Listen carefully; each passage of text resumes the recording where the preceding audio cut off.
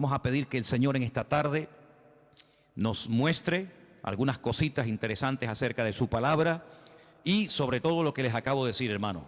Estad preparados, tener respuestas correctas, adecuadas, para que cuando los inconversos, la gente que no conocen al Señor, vengan a hacernos preguntas, nosotros podamos responderle correctamente. Bendito sea Dios.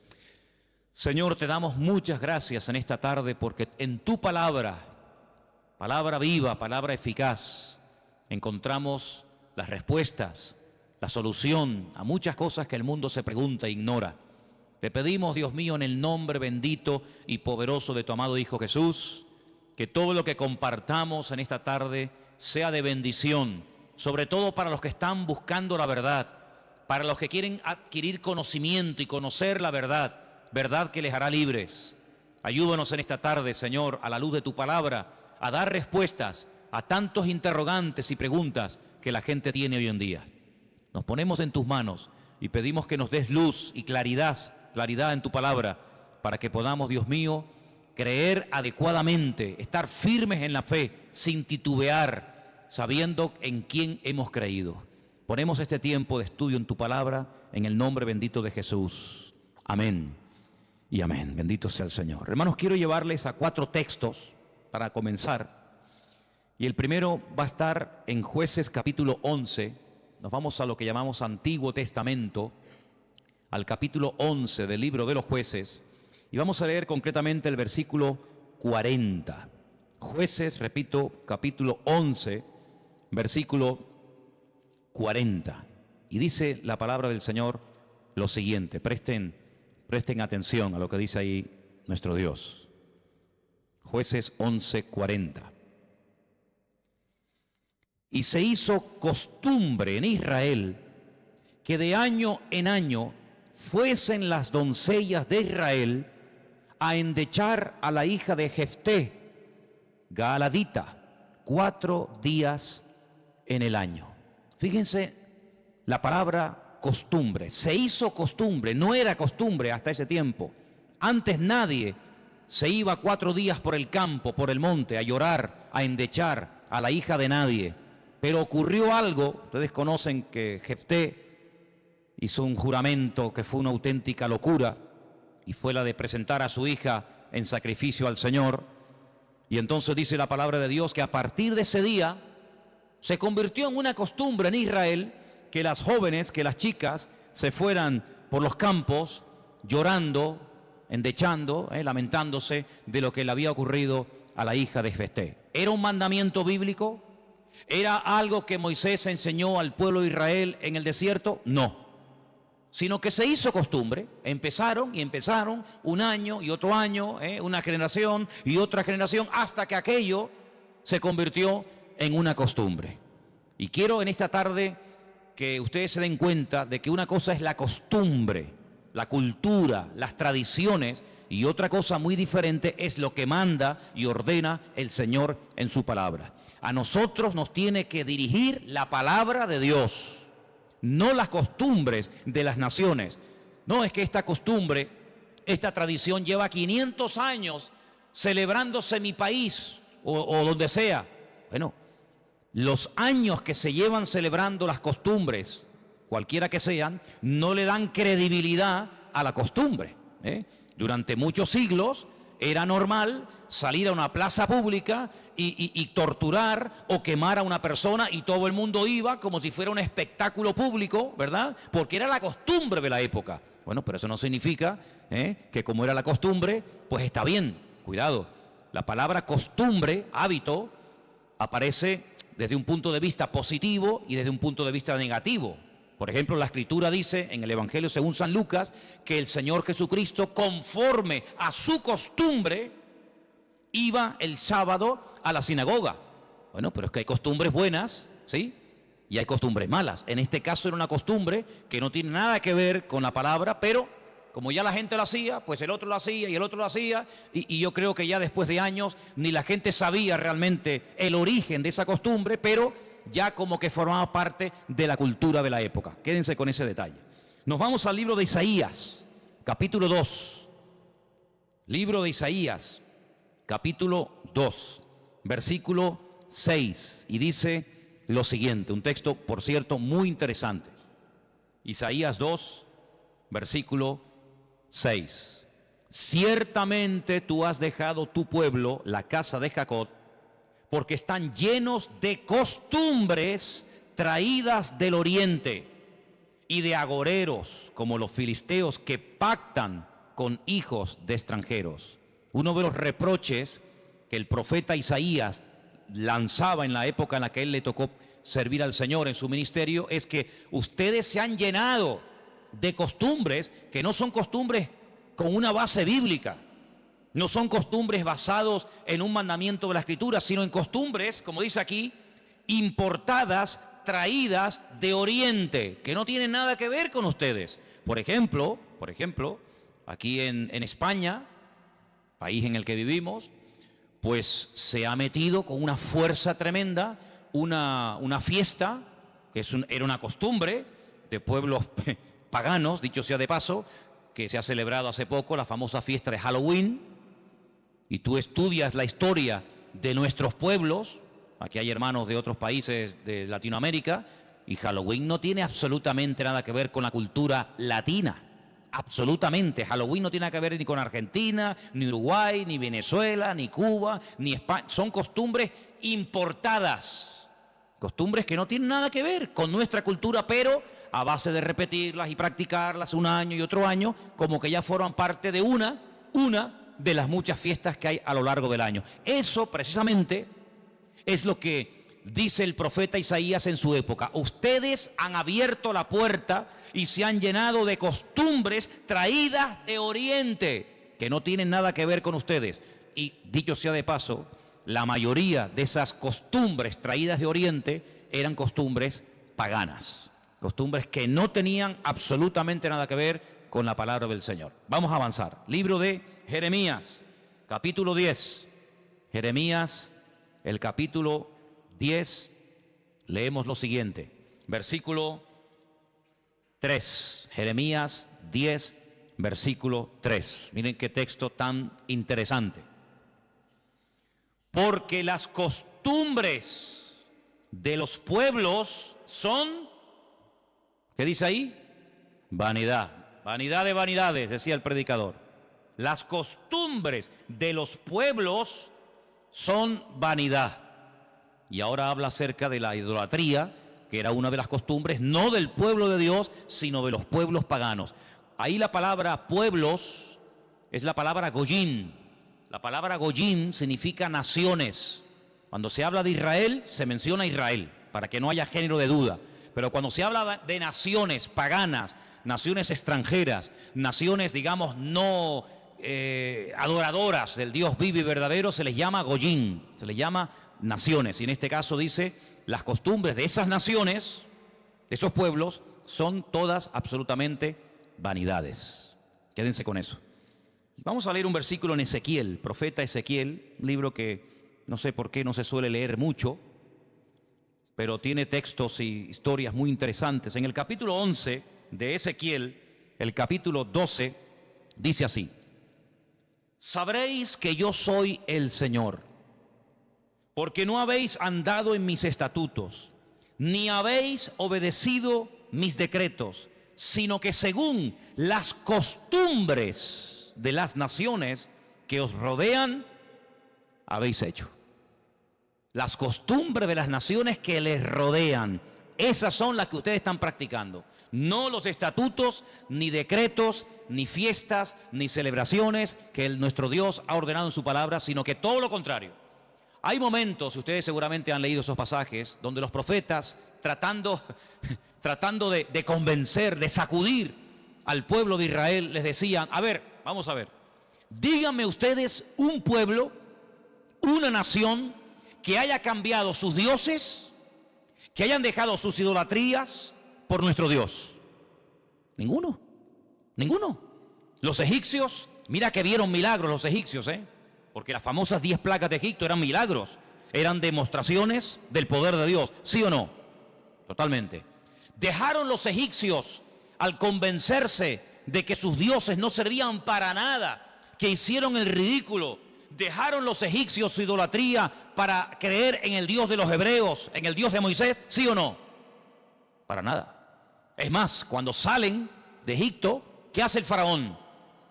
Vamos a perseguirlos, vamos a atraparlos y llevarlos otra vez a Egipto para que sean nuestra mano de obra. No se convirtieron, no se arrepintieron. Y mira que vieron la gloria de Dios, un río lleno de sangre. Bueno, eso es algo tremendo. Cruzaban la calle y allí la gente tenía luz y alegría y vida. Y a este lado, muerte, los animales se morían llenos de úlceras, llenos de llagas, miseria, pobreza, muerte. Oiga, aquí hay una diferencia. Esta gente pinta con sangre de cordero las puertas de la casa y no se muere nadie. Y nosotros, los poderosos egipcios, incluido el faraón, se mueren todos los primogénitos. ¿Te parece poca diferencia? Y así podríamos hablar de otras, ¿verdad? ¿Se convirtieron? ¿Dejaron su idolatría por el Dios de Abraham, de Isaac y de Jacob? No. Daniel, en Babilonia, ¿cuántas veces vieron la gloria de Dios a aquella gente? Vieron a Daniel sobrevivir toda una noche y no ser atacado por los leones cuando lo metieron en el foso. ¿Se acuerdan, sí o no? Vieron a aquellos 3 jóvenes que les habían cambiado el nombre, que no se quemaron dentro del horno de fuego. ¿Cambiaron? ¿Recapacitaron? Ninguno. Dice, ¿cómo es posible que ustedes habéis podido comprobar que ninguna nación ha dejado sus dioses, su paganismo, para creer en nuestro Dios, y sin embargo ustedes sí lo han hecho? Dejaron al Dios vivo y verdadero para adorar a Moloch, a Milcón, a Astaroth, a Acera, a Baal. ¿Cómo puede ser eso? Pues eso fue lo que pasó. Ellos cambiaron al Dios verdadero por aquellos dioses. Y dice el profeta Ezequiel en este pasaje, todo eso que habéis hecho son las costumbres de las naciones que les rodean, pero ustedes, en vez de influenciarles a ellos, que ellos se conviertan a ustedes, ha pasado todo lo contrario. Ustedes se han terminado convirtiendo a ellos. Han adoptado su forma de vivir, su forma de adorar, su forma de cantar, su forma de comportarse. Y esto es algo realmente increíble, porque esto no ha pasado nunca, nunca en la historia de la humanidad. Una nación ha dejado el paganismo, ha renunciado 100% a toda esa mentira y ha abrazado la fe única y verdadera. Sin embargo, ustedes tenían al verdadero y lo han abandonado. Otros profetas utilizaban el término han adulterado, han sido infieles a vuestro Dios. ¿Para adorar a quién? Al Dios de las moscas, al Dios de los excrementos, como hay por ahí un Dios también en la Biblia que se llama el Dios de los excrementos, para adorar a las criaturas en vez de adorar al Creador. Increíble, increíble.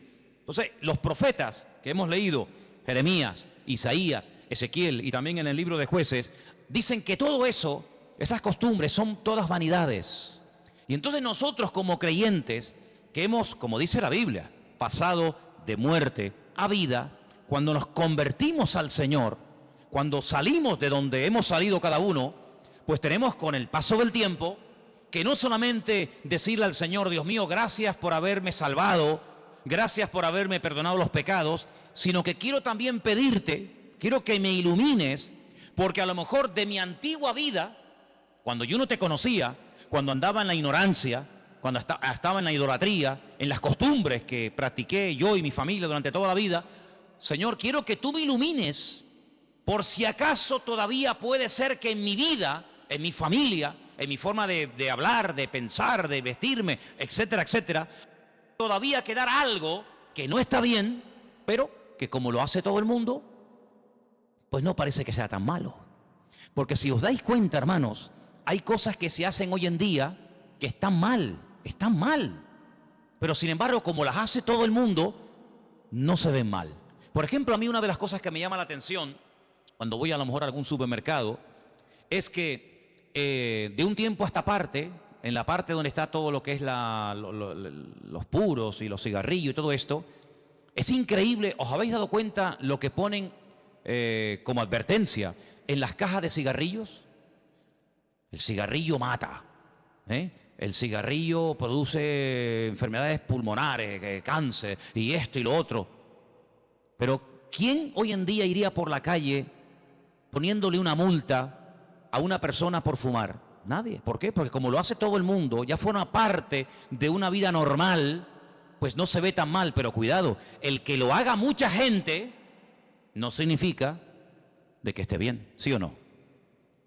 Entonces puede ser que a lo mejor algunos de ustedes en algún momento se ha sentido, perdonen la expresión, como un bicho raro en su puesto de trabajo, con los amigos, con la familia, con los vecinos, ¿sí o no?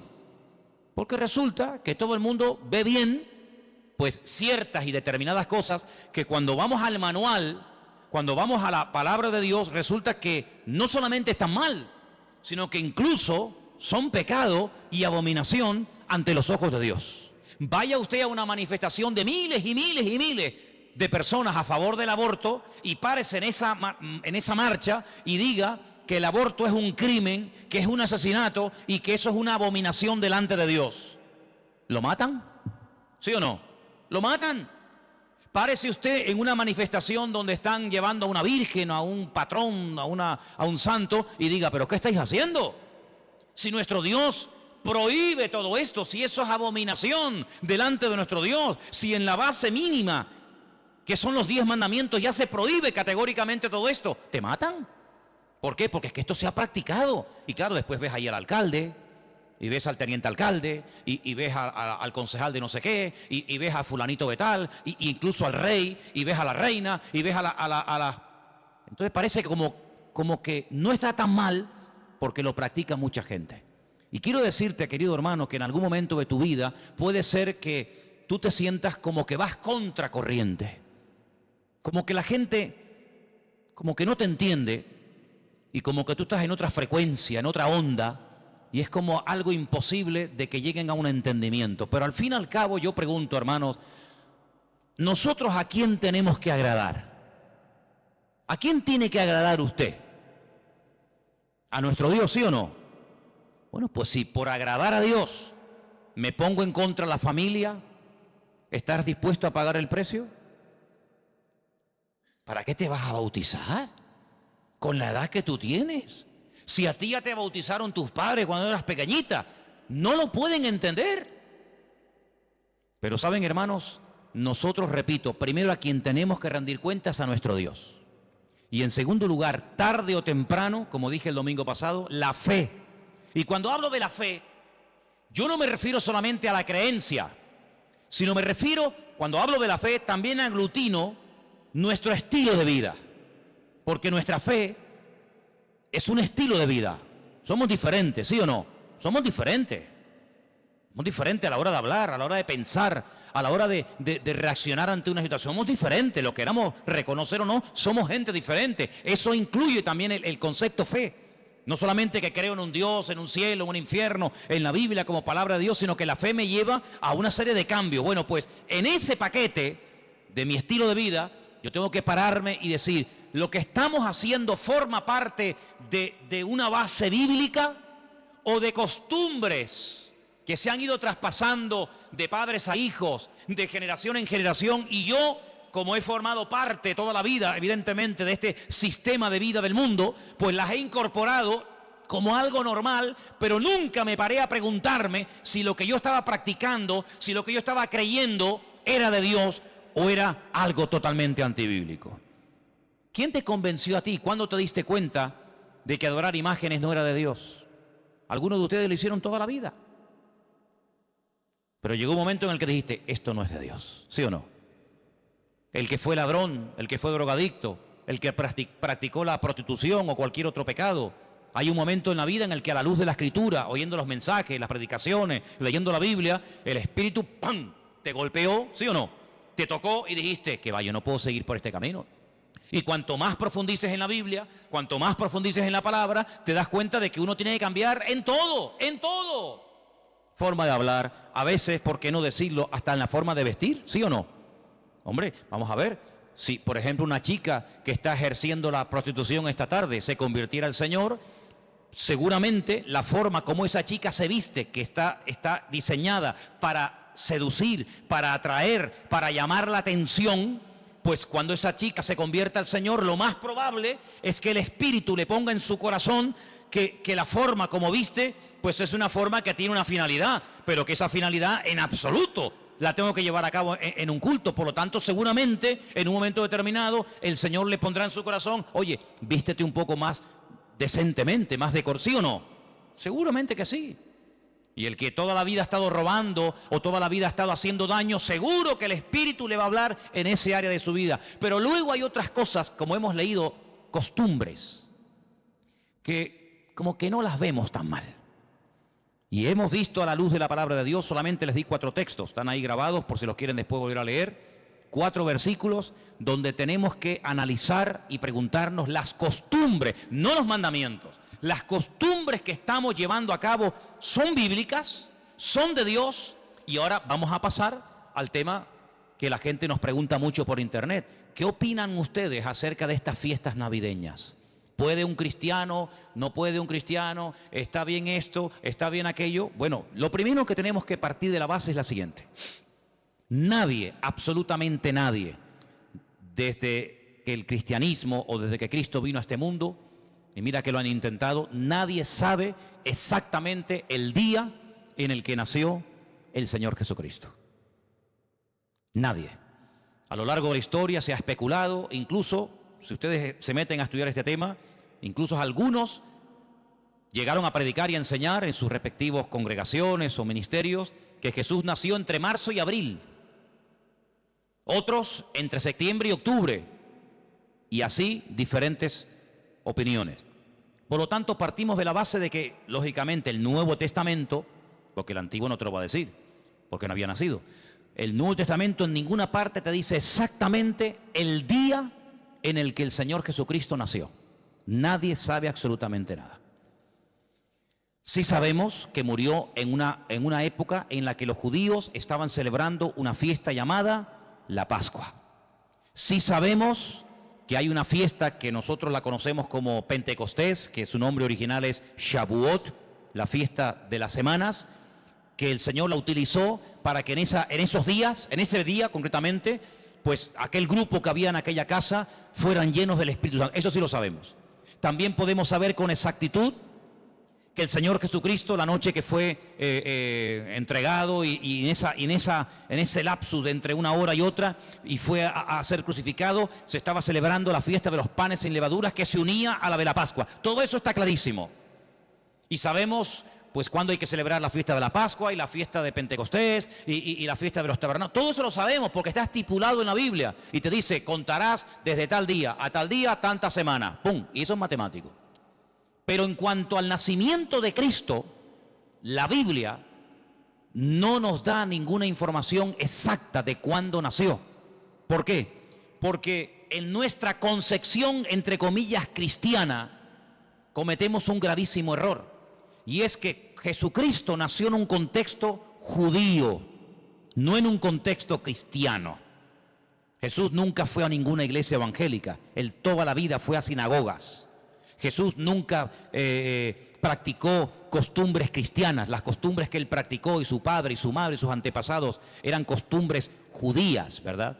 Por lo tanto, para nosotros se comienza a contar desde el nacimiento del niño y dice, bueno, el niño nació el 2 de octubre.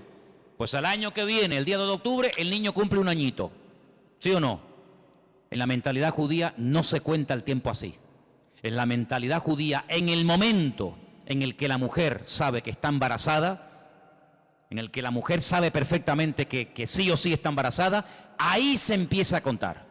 No a partir del nacimiento a los 9 meses, ¿me entendéis?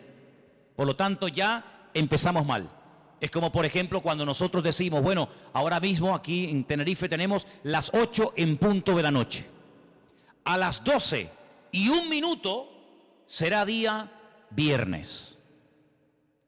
Eso según nuestro calendario, según nuestra cultura, según la Biblia, ya es viernes. ¿Por qué?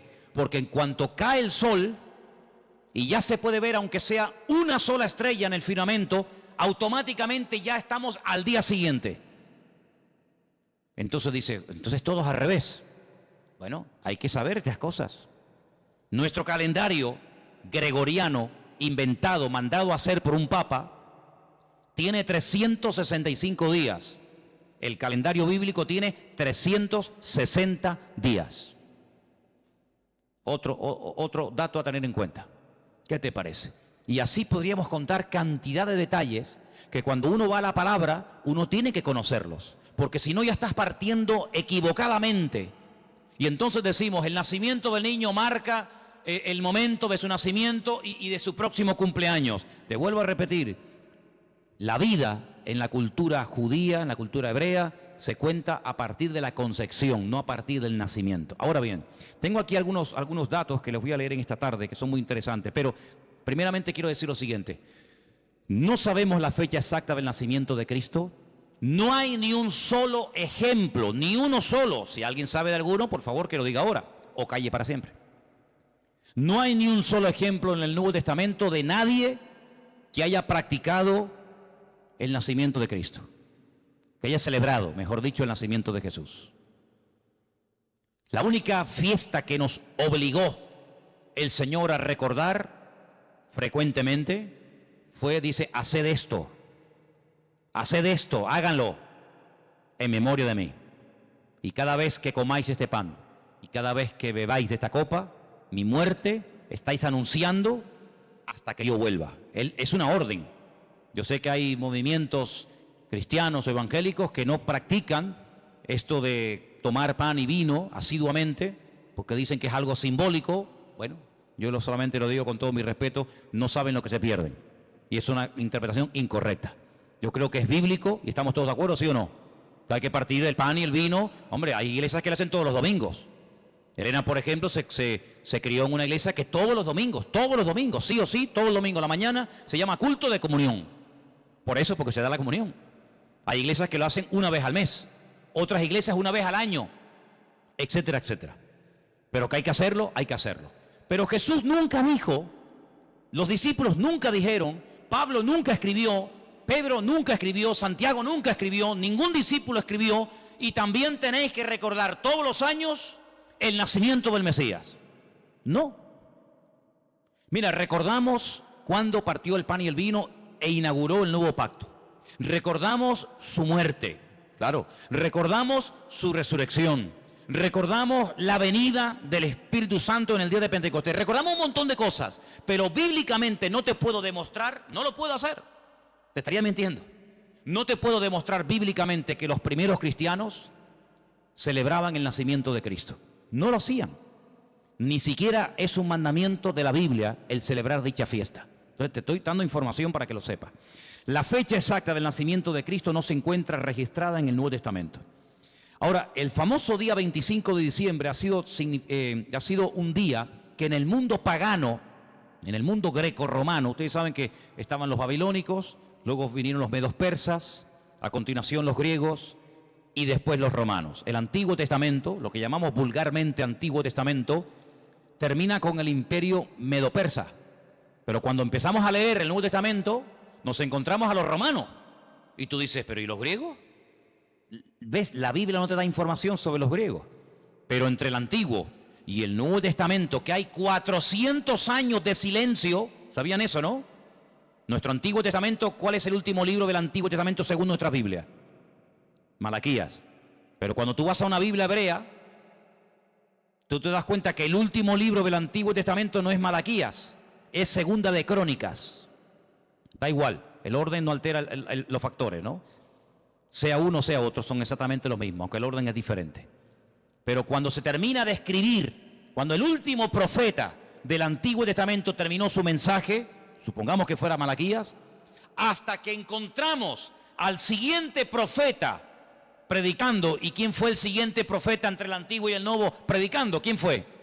Juan el Bautista. Hay 400 años de silencio. No hubieron profeta entre Malaquías y Juan el Bautista. ¿Y cómo se guiaba la gente? Por la palabra. Ahí estaba todo escrito, todo comprimido, todo condensado, y fue un tiempo de silencio, de palabra profética, pero la palabra ya estaba escrita. Luego la gente querían palabra, vayan a la palabra, valga la redundancia, vayan a la escritura y ahí encuentran todo. Bien. Entonces cuando vamos a estudiar la palabra de Dios, nos encontramos que ese imperio que no aparece en el Antiguo Testamento, que son los griegos, que aparece en esos famosos libros que yo he recomendado muchas veces que lean, Primera y Segunda de Macabeos, que son la familia de los Macab, que significa martillo en hebreo. Los macabeos son los que martillaban, los que machacaban. Y en estos días en Israel se está celebrando una fiesta que no tiene una base, vamos a decir, bíblica, si no es un mandamiento bíblico el cumplirla, vaya, pero que es una fiesta que en estos días ya se está celebrando, y les voy a demostrar que Cristo la celebraba, aunque no era mandamiento, Él la celebraba, y es una fiesta que se llama la fiesta de Hanukkah. Y por eso ustedes cuando van a Israel van a encontrar que hay dos modelos de candelabro diferentes. Está el famoso menorá, que tiene 7 brazos, y después se encuentran la Hanukkía. Menorá es el de 7, Hanukkía es el de 9. Y tú dices, ¿qué diferencia hay entre uno de 7 y uno de 9? Bueno, te lo voy a decir. El candelabro de 7, la menorá, era el que se utilizaba primeramente en el tabernáculo y después en el templo, pues para iluminar.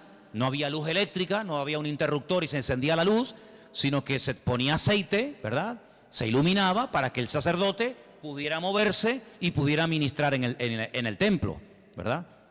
Ya dimos en su día una explicación de que el primer versículo, quédense con este dato, el primer versículo de los primeros 5 libros de la Biblia, Génesis 1.1, Éxodo 1.1, Números 1.1, Levítico 1.1 y Deuteronomio 1.1, nos explican todo lo que tiene el menorá. ¿Cuántas palabras tiene en hebreo el primer versículo de Génesis? 7 brazos. Otra característica de la menorá la encontramos en Éxodo 1.1 y así sucesivamente, pero no voy a entrar en detalles acerca de eso. Pero en la época de los seleucidas, en la época de los griegos, déjenme que les cuente algo de historia, que es bueno saberlo. Cuando Alejandro Magno muere, dicen que era homosexual, no dejó descendencia. Es el único imperio que pervive después de la muerte del emperador, pero no en sus hijos, sino en sus generales. Por eso Daniel, cuando está en Babilonia, dice que él vio a un leopardo con 4 cabezas. Y las 4 cabezas son los 4 generales que cuando Alejandro Magno muere, se reparten en 4 pedazos el mundo que había conquistado Alejandro Magno, ¿verdad? Uno de los trozos que se reparte tenía que ver con Israel. Y allí estaba el famoso Antíoco Epifanes, que era terrible, terrible. Ese fue el que se atrevió a meter a un cerdo dentro del lugar santísimo y sacrificarlo, y de esa manera, humillar y avergonzar a Dios, y en fin, tantas cosas, ¿no? Esa es la famosa abominación desoladora, la profanación del lugar santísimo. En esa época de los griegos, había una familia compuesta por una serie de hermanos que se propusieron restaurar la vida política y espiritual de Israel.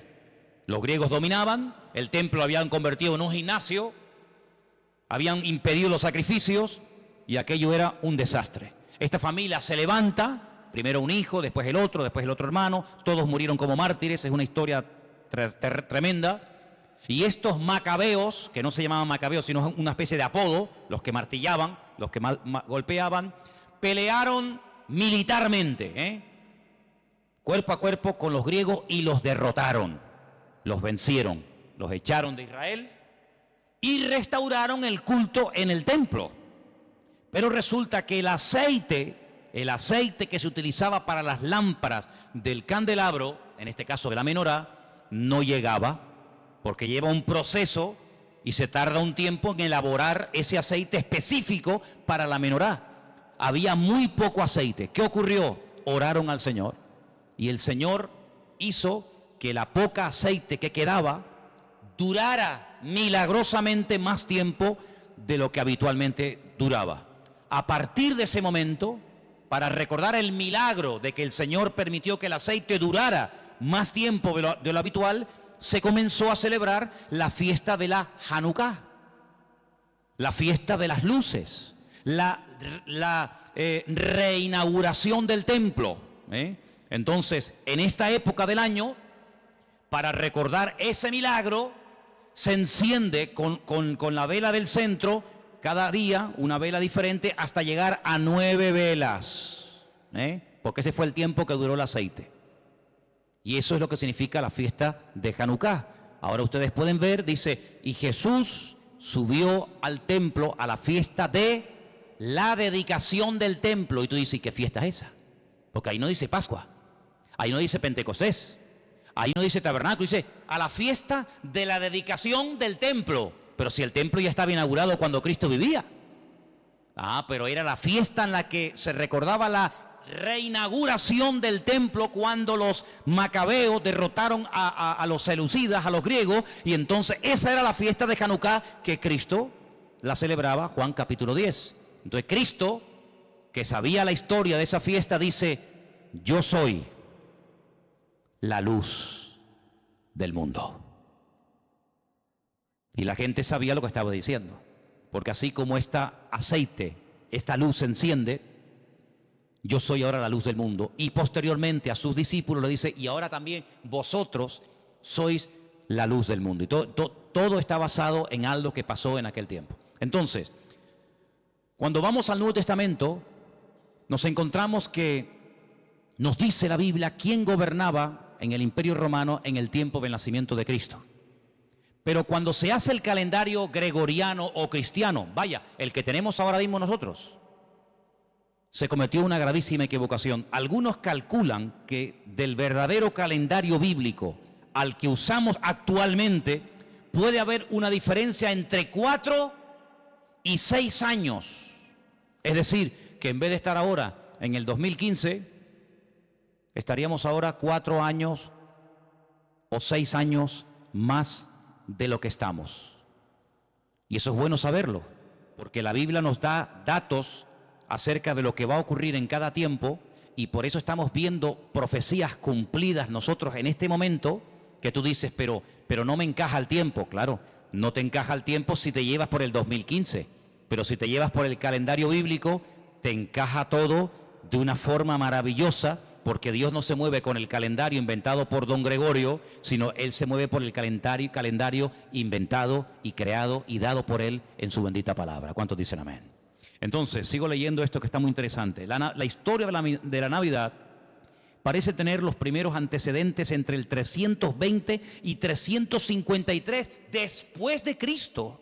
Es decir, que hasta el 350 y pico después de Cristo, ningún cristiano, ninguna iglesia practicaba o celebraba lo que vulgarmente llamamos la Navidad.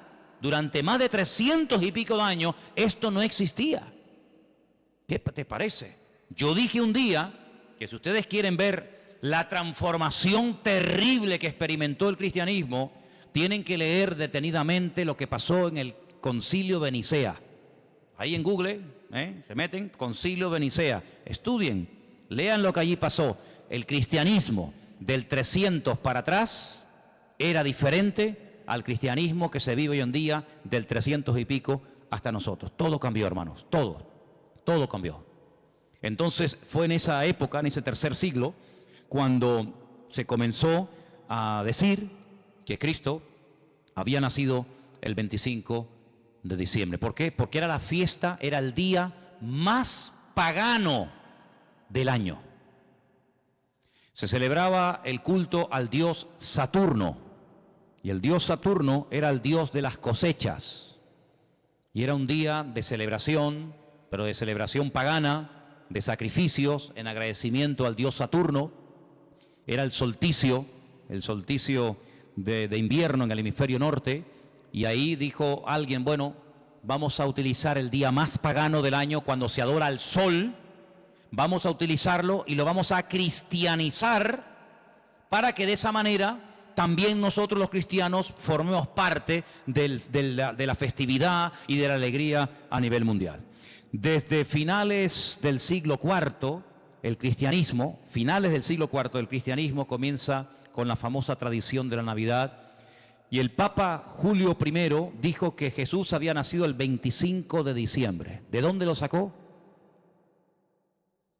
De ninguna parte, se lo inventó, porque la Biblia no dice que Jesús nació el 25 de diciembre, pero él, como era el Papa, cualquiera le llevaba la contraria. Era el día en el que se celebraba, como acabo de decir, el solsticio de invierno en la antigüedad, y era el día en el que las costumbres y las tradiciones heredadas, las costumbres y mitos y leyendas más aberrantes se llevaba a cabo, y entonces se utilizó para que la gente supiera que también Cristo había nacido en esa época, y de alguna manera pues utilizar el paganismo, utilizar las festividades, pues para decir, bueno, Cristo también nació en esta época, ¿no? En el año 540, un monje llamado Dionisio, cuyo apodo era el Exiguo, en el cálculo de las fechas propició la fijación de una fecha errónea en cuanto al nacimiento de Cristo. El error incluso hasta en el año, porque se cree que Jesús nació 4 o 6 años antes de lo que realmente esta gente decía. El tema de las fechas, ya hemos dicho, es algo muy controvertido, pero al final se llegó a la conclusión de que Cristo había nacido en esa época, y los cristianos comenzaron a practicarlo como parte de la cultura o de la tradición.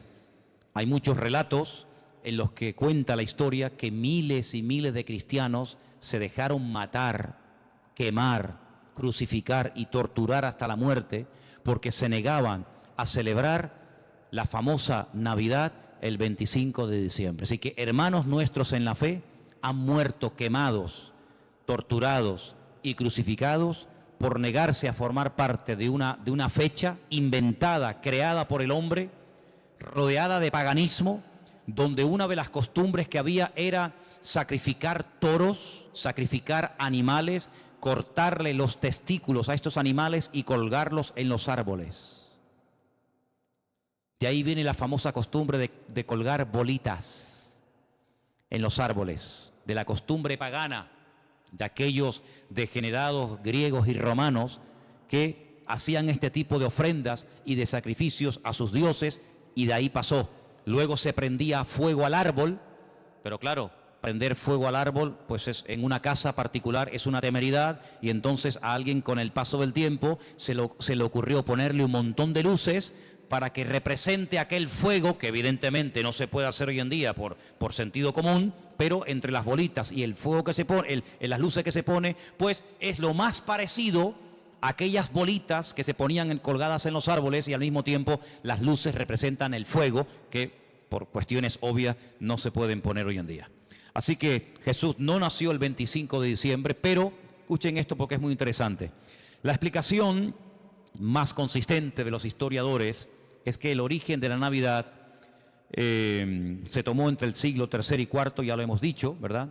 El porqué de la elección de esta fecha, bueno, se relaciona con la necesidad de la reciente oficializada religión cristiana de imponerse sobre las tradiciones de los cultos paganos romanos.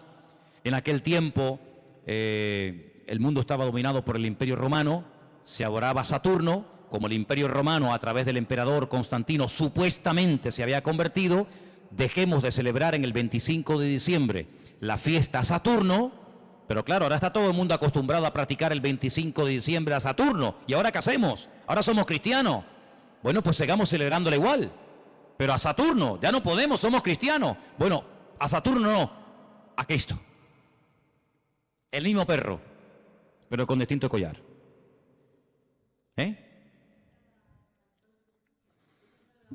Adoraban al sol. Ellos pueden decir misa.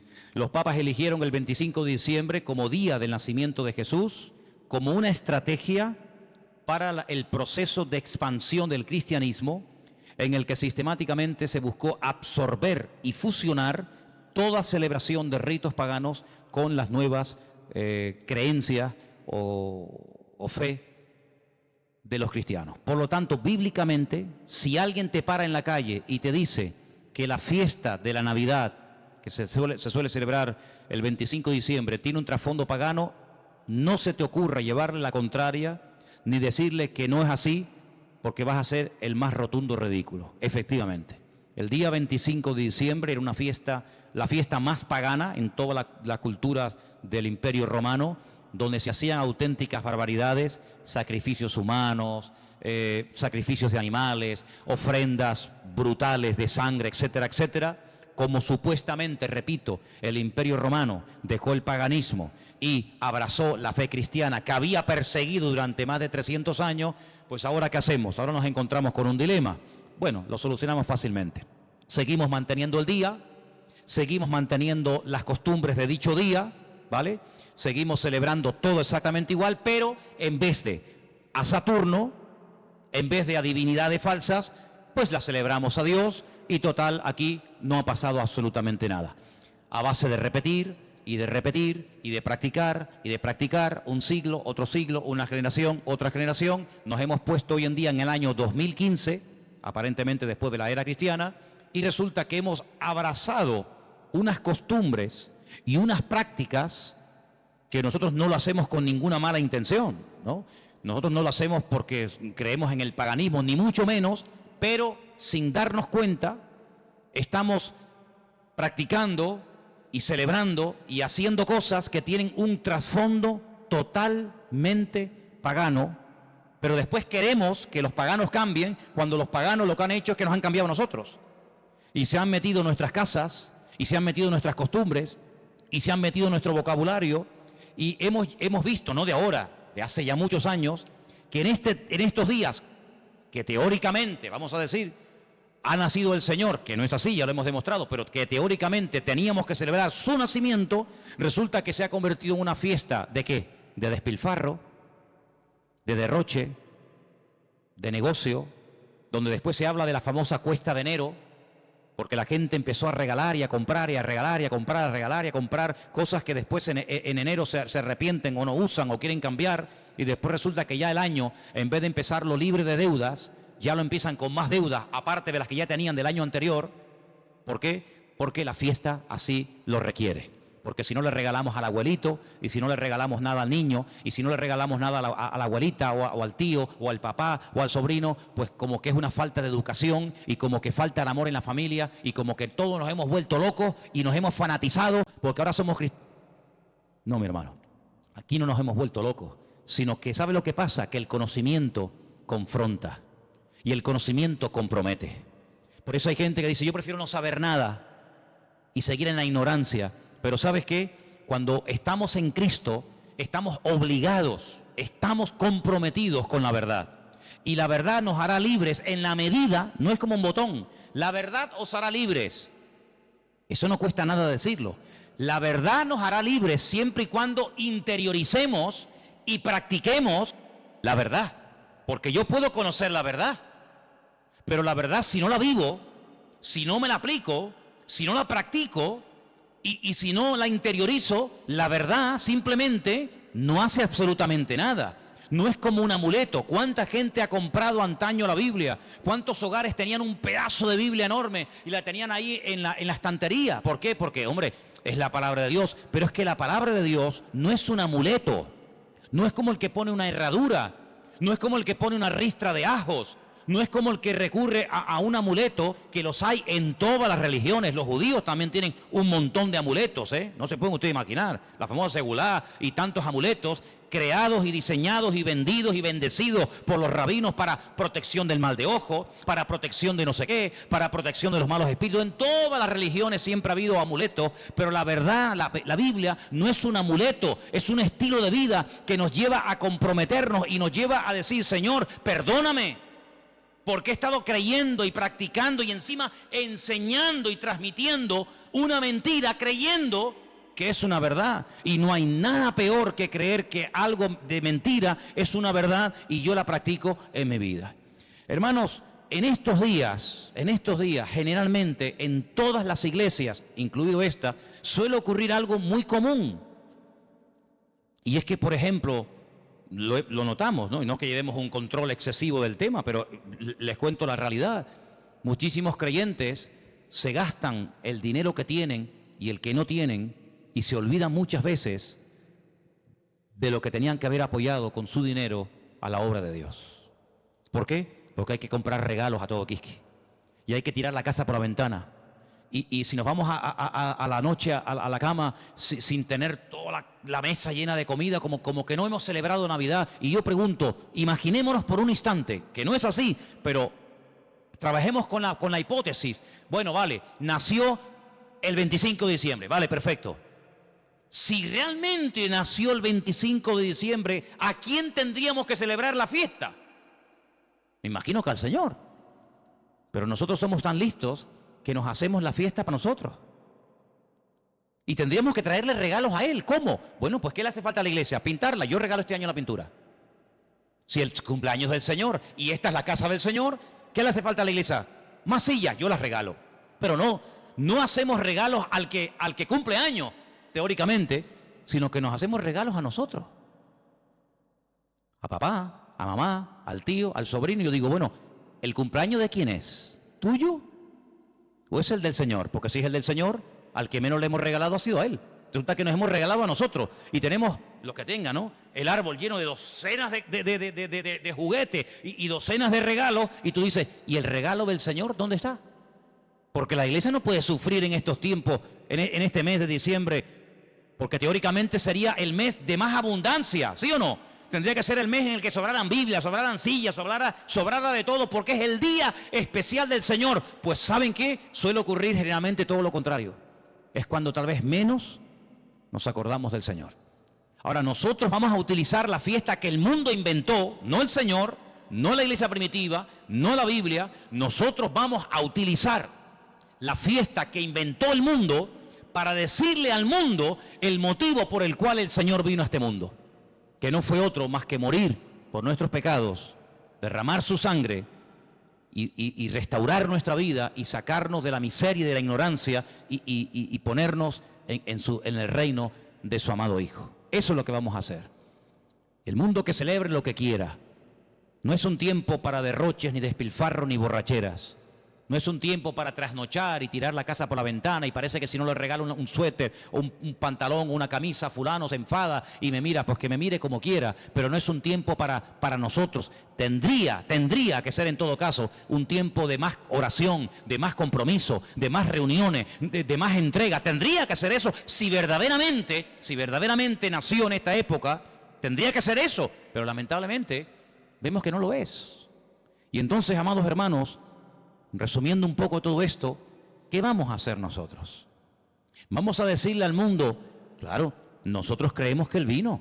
¿Cómo no lo vamos a creer?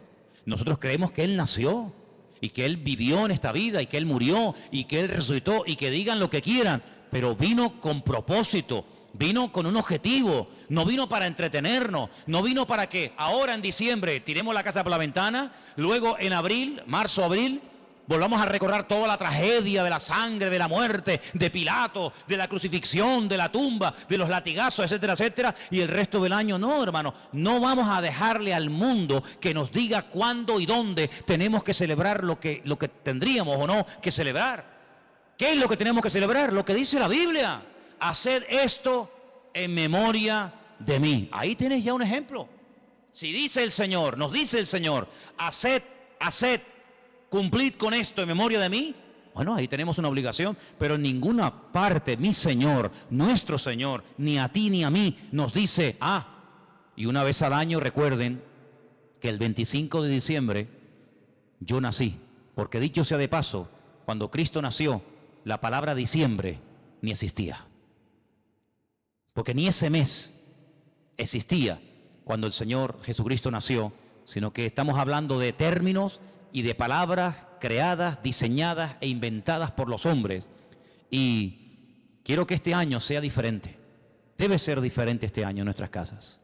Lo dije hace mucho tiempo, cuando pongamos la mesa y nos juntemos los hermanos, los amigos, los familiares, etcétera, pongan en la mesa un cubierto como si Él estuviera sentado en la mesa con nosotros. Para que cuando venga un inconverso te diga, oye, ¿y ahí no se va a sentar nadie? Sí, ahí está sentado esta noche el Señor con nosotros. ¿Y eso? Sí, porque queremos que el Señor esté sentado en nuestra mesa. Porque si el Señor no está sentado en esta mesa, ¿qué rayo estamos celebrando nosotros aquí esta noche? ¿Qué estamos celebrando? ¿Un banquete? ¿Qué estamos celebrando? Si el Señor no está sentado en esta mesa, ¿qué hacemos aquí tú y yo? Es una cena normal y corriente como cualquier otra, pero queremos invitar al Señor a nuestra casa.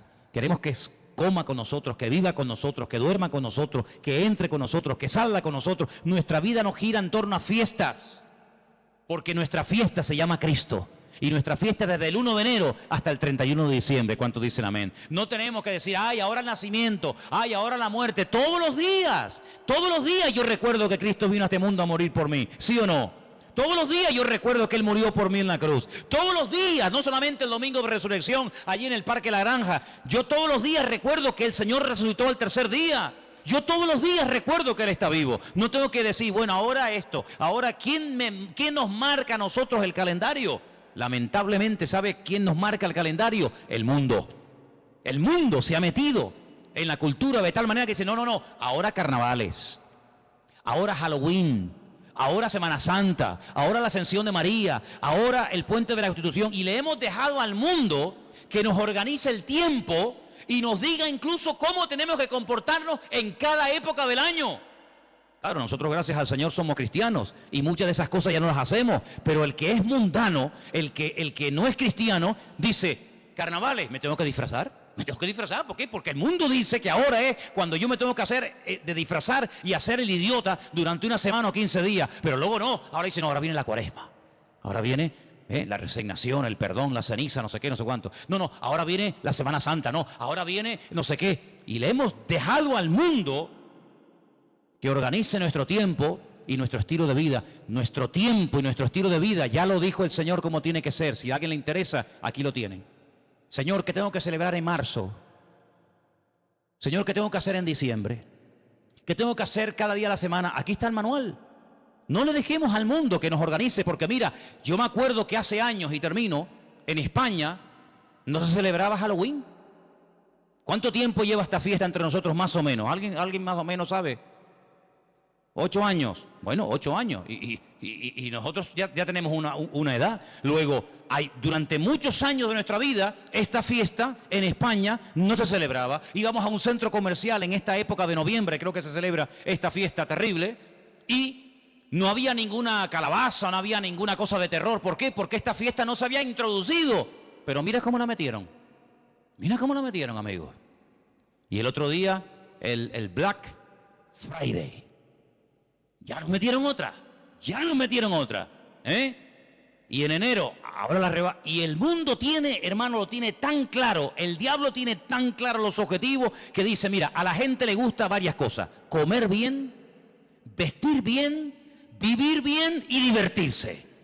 Perfecto. Como no quieren ser guiados por el camino de la palabra, como no quieren ser guiados por el camino de Cristo, sino quieren seguir por el camino del relajo, por el camino de despilfarro, pues yo le voy a dar. Y el diablo le da a la gente lo que quiere. ¿Quieres carnaval? Toma carnaval. Y tú dices, ¿cómo puede ser que un país que ha estado años en crisis llegue la fiesta del carnaval y no haya pagas para gente que no tiene nada y que están en el paro y que no tienen los pobrecitos nada? Y resulta que ayuntamientos den subvenciones de miles y de miles de euros a personas para que tiren la casa por la ventana durante una semana o durante un mes. ¿Cómo es posible? Es que el pueblo quiere eso. El pueblo quiere eso. En el pueblo de Tordesillas, en la provincia de Valladolid, la tradición del toro de la Vega. ¿Quién no ha oído esa barbaridad? Cogen un toro bravo, lo sueltan al campo y miles y miles y miles y miles de personas lo rodean, lo pinchan, lo clavan, lo torturan. Cuando ya el animal está reventado que no puede más, llega uno, rácata, le clava una lanza, lo montan en un caballo, lo llevan al pueblo y es el héroe, porque este año ha matado el toro de la Vega. Cuando van allí la gente a protestar en contra de esta fiesta, cuando han ido ecologistas o personas que dicen, oye, pero ¿cómo puede ser esto? Los han sacado del pueblo a patadas, los han apedreado. Y cuando los periodistas pueden acercarse a uno de aquellos fanáticos, ¿saben lo que les dice? Nunca dejaremos de celebrar esta fiesta en nuestro pueblo, porque esta es una tradición que hemos tenido en nuestra tierra de toda la vida. Y es como si la tradición impera por encima de la razón. Primero la tradición, luego la razón. Primero la tradición y luego todo lo demás. Pero vamos a ver, pero como creyentes vamos a entrar en ese juego. Hermanos, muchos de ustedes cuando entraban al agua y se iban a bañar no se persignaban. O cuando pasaban por una cruz no se persignaban. O cuando pasaba un coche fúnebre no se persignaban. ¿Lo siguen haciendo? ¿A que no? Pero si lo hicimos toda la vida. Pero ya no. Ya no. Porque hemos entendido de que hemos pasado de muerte a vida. Pero sigamos pasando de muerte a vida. No nos quedemos en mitad de camino. No digamos, ya no adoro a esto, ya no adoro a aquello, ya no adoro a esto, ya no hago tal. Pero alguna cosita me queda. Me queda esto y bueno, total son unos días. Hermanos, sigamos avanzando. Ese fue el gran error de Israel. Entró, conquistó cuatro cachitos de tierra. No, toda la tierra tenés que conquistar. No, Jericó, un poquito por aquí, un poquito por allá. Sí, pero escucha, es que allí viven los filisteos. Ah, bueno, no importa. Y allí viven los amorreos. Y allí viven los no sé qué. Total, tenemos ya 4 casitas. Nuestras vaquitas, nuestras ovejas, nuestras gallinitas. No, hijo, tienes que conquistar toda la tierra, porque si no los conquistas, ellos mañana se vuelven contra ti y te van a conquistar. Y en la vida cristiana no es conquistar el tabaco, la droga, la prostitución, la mentira, no sé, el soborno, no sé qué, no sé cuánto. Bueno, ya estos días ya están vencidos. Gloria a Dios. Pero ven para acá. ¿Y esto? ¿Y esto? ¿Horóscopo? ¿Cómo? Sí, horóscopo. Ay, amigo. No, pero es que ya no fumo, ¿no? Que no estoy hablando de eso. Eso ya está. Todavía tienes un poquito de horóscopo. Un poquito ahí de no sé qué. ¿Esto cuándo lo vas a conquistar? Lo que has conquistado no es excusa para no seguir conquistando lo que te falta. Es más, si has conquistado y superado cosas tremendas, te tienes que agarrar a eso y decir, Señor, como tú me ayudaste a conquistar y a vencer esto, que para mí era algo grande, importante, agárrate a eso y sigue practicando cosas. Porque yo te voy a decir una cosa. Cuando el Señor llamó a Gedeón, ¿se acuerdan? Llamó a Gedeón y le dice, mira, ven para acá. Tu padre tiene un ídolo en la casa y lo adora. Levántate y rómpeselo. Y Gedeón dice, ¿el ídolo de mi padre? Dice, sí, porque él no lo va a romper nunca. Entonces tú, que tienes las ideas más claras que él, ayúdalo, desata a tu padre. Porque si tú le dices a tu padre, papá, Dios me ha dicho que rompas el ídolo, tu padre nunca lo va a hacer. Pero tú sí lo tienes claro, ayuda a tu padre. Tú tienes más luz que él. Y entonces dice que lo hizo de noche. No se atrevió a hacerlo de día. ¿Saben la historia, no? Se levanta, despedaza el ídolo del padre y al día siguiente, ay mi madre, se monta la marimorera en la ciudad. ¿Quién rompió el ídolo del fulano de tal? El ídolo, el muñeco, la imagen del padre de Gedeón. Sale el padre de Gedeón, se entera y dice, bueno, si era tan poderoso, no fue capaz de defenderse. No sé quién habrá sido, pero vino alguien, lo rompió y no fue capaz de defenderse. Luego, no era tan Dios como yo creía que era. Fíjate que el hijo ayudó a que el padre se diera cuenta de que había estado adorando a un muñeco, creyendo que era un Dios poderoso, y cuando le atacaron, como es un ídolo, no pudo defenderse. Mira como un pequeño detalle, bueno, pequeño, como un gran detalle de su hijo, le ayudó a su padre a decir, oye, gracias, porque hoy me he dado cuenta de que yo estaba adorando a un muñeco. Hermano, hay gente que a lo mejor dice, mira, yo esto lo voy a dejar de hacer. ¿Por qué? Porque no es de Dios. Pero hay gente que no tendrá la fuerza. ¿Por qué? Porque la costumbre, la tradición, la familia, la sociedad, no sé qué. No te preocupes. Yo le digo a la gente, mira, ¿usted le da miedo romper los muñecos que tiene? Ay, sí, porque me da cosita. Tráigaselo, que yo se los rompo. Yo le ayudo. No será la primera vez que me voy a ese patio ahí y me lío a martillazos con Pedrito, con Juanito y no se defienden tú, ¿eh? Los desmigajo todos, ¿eh? Y no se defiende ninguno. Y le digo, ¿te das cuenta cómo nos han defendido? Entonces, hermano, hay cosas que tendrás que romper tú. Tú tendrás que romperlas y quitarlas de tu vida. Pero hay momentos en los que Dios te pondrá en una casa, en una familia, para decir, mira, déjame ayudarte. Déjame demostrarte que esto no sirve para nada. Y ahí se van a dar cuenta, con ese acto de fe y de obediencia que tú has ejecutado, se van a dar cuenta de que verdaderamente estaban creyendo en una mentira. Yo les he dado de comer, les he dado información, hagan lo que les dé la gana, como dijo Josué, hagan lo que quieran, pero yo en mi casa serviremos al Señor. ¿Oramos? ¿Les parece? Venga, oramos. Cierre sus ojos y recuerde lo que ha oído esta noche, porque el conocimiento compromete y confronta, y sin confrontación no hay cambio. Por eso esta noche Dios te ha dado una información y te ha dicho, esto viene de esto, esto y esto. Tú sabrás lo que haces, pero te damos gracias porque tu palabra es luz, es una lumbrera, es una antorcha que alumbra en medio de las tinieblas, en medio de la oscuridad.